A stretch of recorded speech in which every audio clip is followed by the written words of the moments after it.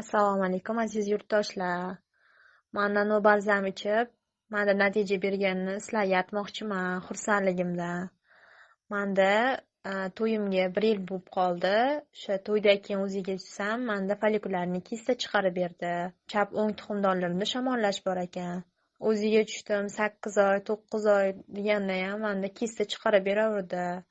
Har xil doktorlarga bordim, vrachlarga ko'rindim, tablet dorilar ichdim.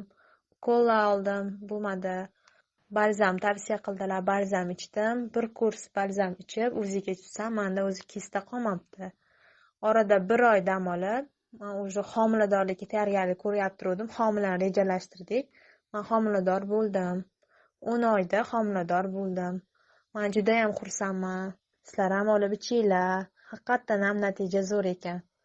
Bormagan yerim qolmaganligi uchun, shu balzamni ichganim uchun menga zo'r foyda berdi. Hozir Xudo xolisa 3 oylik bo'lib qoldik. Sizlarga ham tavsiya qilaman, olib ichinglar sizlar ham.